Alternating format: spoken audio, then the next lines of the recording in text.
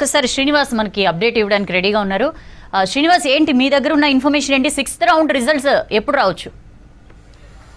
సౌజన్య 6వ round result వచ్చింది. 15,589 ఓట్లతోటి Congress party ఆధిక్యంలో ఉంది. నాకు తెలిసి ఈ ట్రెండ్ ఇంకొక 4 రౌండ్లు ఉన్నాయి. ఆల్రెడీ ఇప్పుడు 7వ రౌండ్ కౌంటింగ్ అవుతుంది.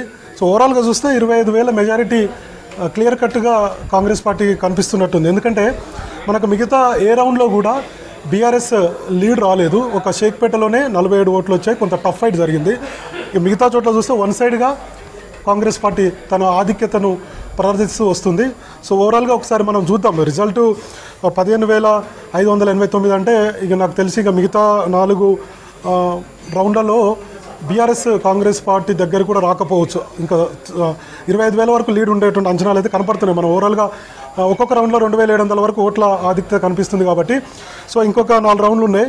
అట్లా చూసినా ఇంకొక 10,000కు దాదాపుగా 10,000 లీడ్ వచ్చేటువంటి అవకాశం ఉంది. సో మొత్తం చూస్తే 25,000 పైచిలకు ఓట్లతోటి కాంగ్రెస్ పార్టీ గెలిచే అవకాశాలు అయితే కనపడుతున్నాయి. చూద్దాం, ఇంకా ట్రెండ్స్ ఉన్నాయి.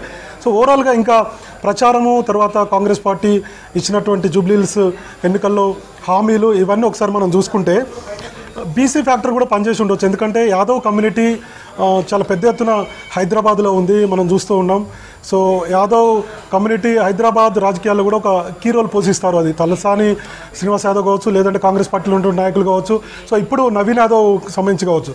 సో అది కూడా ఒక ఫ్యాక్టర్గా మనం చెప్పుకోవచ్చు. ఇంకొక వైపు బస్తీలో ఉన్నటువంటి సమస్యల మీద కాంగ్రెస్ పార్టీ ప్రచారానికి వెళ్ళినప్పుడు మంత్రులకు అక్కడ ఉన్నటువంటి స్థానికులు కొంత ఆడున్నటువంటి సమస్యలు చెప్పడం, దానికి కాంగ్రెస్ పార్టీ నుంచి అధికార పార్టీ నుంచి ప్రభుత్వం నుంచి 200 కోట్ల రూపాయల జూబ్లీహిల్స్ అభివృద్ధి పనుల సంక్షేమ కార్యక్రమాలకు నిధులు విడుదల చేశారు. ఇందులో 70% మేర పనులు పూర్తయ్యాయి. సో అది కూడా ఒక ఫ్యాక్టర్గా మనం చెప్పుకోవచ్చు. నవీన్ యాదవ్ ఒకే బలమైన అభ్యర్థి, కానీ ఇంకొక వైపు ప్రభుత్వం తరపు నుంచి ఆ సంక్షేమ కార్యక్రమాలకు సంబంధించి కూడా మనం ఒకసారి మాట్లాడుకుంటే ఇది కూడా ఒక ఫ్యాక్టర్గా మనం చెప్పుకోవచ్చు. ఇంకొక వైపు రేషన్ కార్డులకు సంబంధించి రేషన్ కార్డులు గతంలో బీఆర్ఎస్ ఇచ్చిందని చెప్పుకున్న ఆ స్థాయిలో చర్చ జరగలేదు. కాంగ్రెస్ పార్టీ అధికారంలోకి వచ్చిన తర్వాత 6 గ్యారంటీలో భాగంగా రేషన్ కార్డులు ఇచ్చింది. జూబ్లీహిల్స్లో కూడా దాదాపుగా 6-7 వేల పైగా రేషన్ కార్డులు ఇచ్చినట్టుగా చెప్తున్నారు. అది బస్తీల్లో రేషన్ కార్డు అనేది మనం గ్రామీణ ప్రాంతాల్లో చూస్తే అది చాలా సంక్షేమ కార్యక్రమాలకు ఇంప్లిమెంటేషన్ అయ్యేటువంటి ఒక రేషన్ కార్డు చాలా ఇంపార్టెంట్ అని మనం చెప్పుకుంటుంటాం పేదలకు. సో అది కూడా రేషన్ కార్డులు ఇచ్చారు. ఇంకొక వైపు సన్నబియ్యం వచ్చారు. ఇది చాలా బెస్ట్ స్కీమ్గా కాంగ్రెస్ పార్టీ నాయకులు మంత్రులు ఏ ప్రసంగంలో అయినా ముఖ్యమంత్రి నుంచి మొదలు పెడితే కింది స్థాయి నేత వరకు మాట్లాడినా సన్నబియ్యం అంశాన్ని కూడా చెప్పుకుంటున్నారు. ఇది కూడా ఒక అంశంగా మనం చెప్పుకోవచ్చు. ఎందుకంటే బస్తీలో ఉన్నటువంటి ఓటర్లు కాంగ్రెస్ వైపు టర్న్ కావడానికి ఇదొక కీ పాయింట్గా మనకు రాజకీయ విశ్లేషకులు చెప్తున్నారు. ఇంకొక వైపు చర్చ కూడా అట్లనే ఉంది. ఇక మరోవైపు ఉచిత బస్సు నిన్ననే ఒక ప్రకటన కూడా చేశారు రవాణా శాఖ మంత్రి పొన్నం ప్రభాకర్. చాలా పెద్ద ఎత్తున కాంగ్రెస్ పార్టీ ఉచిత బస్సు ఈ కార్యక్రమం సక్సెస్ అయినట్టుగా చెప్తున్నారు. ఇది కూడా ఒక ఫ్యాక్టర్గా మనం చెప్పుకోవచ్చు. ఎందుకంటే హైదరాబాద్లో బస్ పాసులు తీసుకొని చాలామంది వర్కింగ్ ఉమెన్స్ వాళ్ళ జాబ్కి వెళ్తూ ఉంటారు. సో ఇట్లాంటి పరిస్థితుల్లో నెలకు కనీసం 1,500 నుంచి 2,000 రూపాయల మేర ఒక్కొక్కరికి లబ్ధి చేకూరినట్టుగా మనం అర్థం చేసుకోవచ్చు.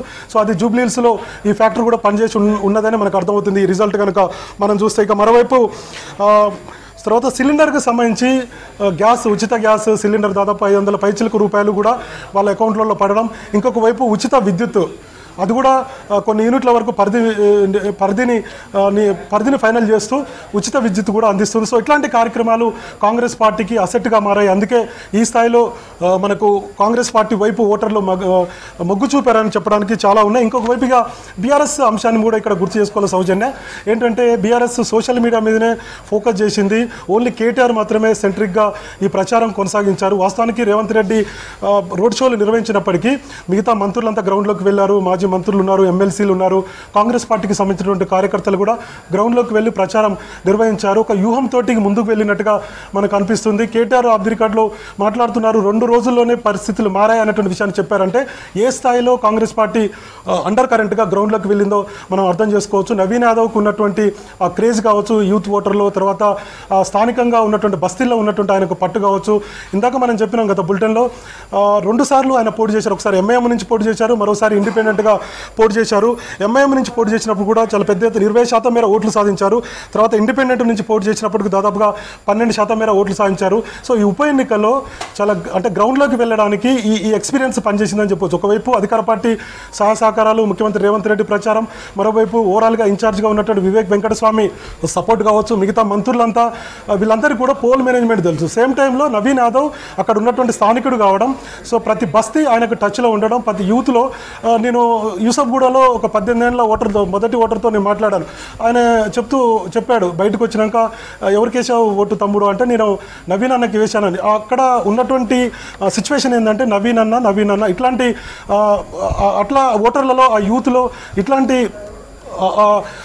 అట్లాంటి విషయాలను తీసుకుంటూ తర్వాత పెద్ద ఎత్తున గ్రౌండ్లోకి వెళ్ళడం, అంటే కొత్త ఓటర్లను తన వైపు తిప్పుకోవడం, సేమ్ టైంలో యూత్ ఓటర్లను తిప్పుకోవడం, మరోవైపు బస్తీలో ఉన్నటువంటి మహిళా ఓటర్లను కూడా తన వైపు కాంగ్రెస్ పార్టీ వైపు తిప్పడంలో కనుక ఖచ్చితంగా అధికార పార్టీ ఒక సపోర్టు, మరోవైపు అభ్యర్థి, ఇవన్నీ కూడా గ్రౌండ్లో ఆయనకు కలిసి వచ్చే అంశాలుగా మనం చెప్పుకున్నాం.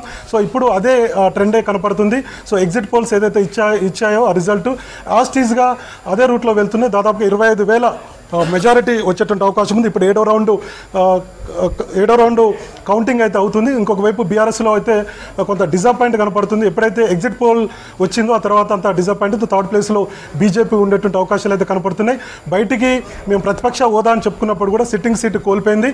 ఇందాక మనం చెప్పుకున్నాము సౌజన్య, ఒకటేమో కంటోన్మెంట్లో కాంగ్రెస్ పార్టీ గెలుపొందింది. ఇప్పుడు ఉప ఎన్నికల్లో మళ్ళీ కాంగ్రెస్ పార్టీ అభ్యర్థిగా నవీన్ యాదవ్ గెలుపొందబోతున్నాడు. ఇది కాంగ్రెస్ పార్టీకి ఖచ్చితంగా బూస్టింగే. గతంలో 2023లో మనం చూసాం. అప్పుడు సాధారణ ఎన్నికలు జరిగేటప్పుడు కర్ణాటకలో ఎలక్షన్లో అక్కడ కాంగ్రెస్ పార్టీ గెలుపొందింది. అక్కడ హామీలన్నీ ఇంప్లిమెంటేషన్ అయ్యాయి. అప్పుడు ఆ వేవ్ వచ్చింది తెలంగాణ రాష్ట్రానికి. సో పెద్ద ఎత్తున కాంగ్రెస్ పార్టీ అధికారంలోకి రాబోతుంది అన్నటువంటి చర్చ పెద్ద ఎత్తున రాజకీయ విశ్లేషకుల్లో, కాంగ్రెస్ పార్టీ కార్యకర్తల్లో, కొంత రాజకీయ అవగాహన ఉన్నటువంటి వాళ్ళందరిలో కూడా ఈ చర్చ జరిగింది. ఇప్పుడు ఈ ఉప ఎన్నిక ద్వారా ఖచ్చితంగా కాంగ్రెస్ పార్టీకి ఒక బూస్టింగ్గా చెప్పొచ్చు. త్వరలోనే జిహెచ్ఎంసీ ఎన్నికలు ఉన్నాయి.